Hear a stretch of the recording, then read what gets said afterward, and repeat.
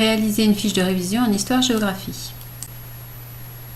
Il s'agit d'une fiche de révision résumée sur une page recto verso maximum pour un chapitre.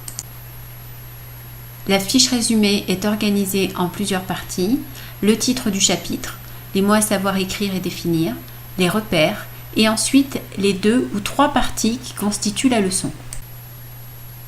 Il faut tout d'abord écrire le titre du chapitre et le mettre en évidence avec de la couleur. N'oubliez pas l'époque ou la date et l'espace.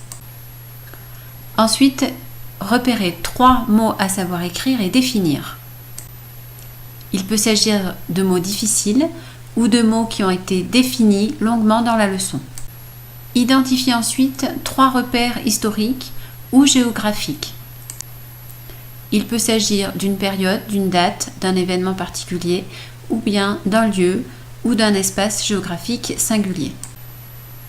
Vous pouvez rappeler une frise ou une carte qui a été vue dans la leçon. Grand 1. Il faut écrire le titre de la première partie de la leçon. Ces titres, grand 1, grand 2, grand 3, sont souvent une démonstration pour répondre à la problématique et donc essentiels à rappeler dans la fiche de révision. Ensuite, à l'aide du titre de la sous-partie, souvent appelé A ou 1, faites une phrase. Identifiez le ou les mots-clés qui se trouvent dans cette partie-là.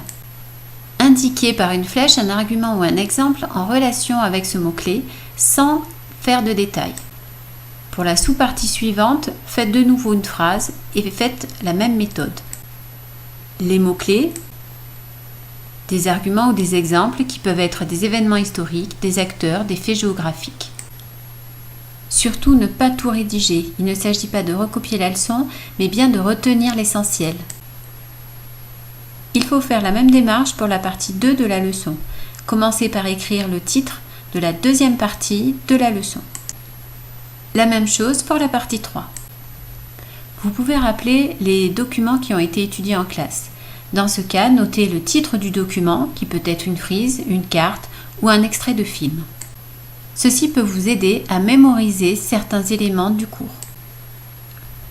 La conclusion doit être brève, c'est une réponse à la problématique de la leçon. N'oubliez pas souvent de la nuancer grâce au connecteur logique.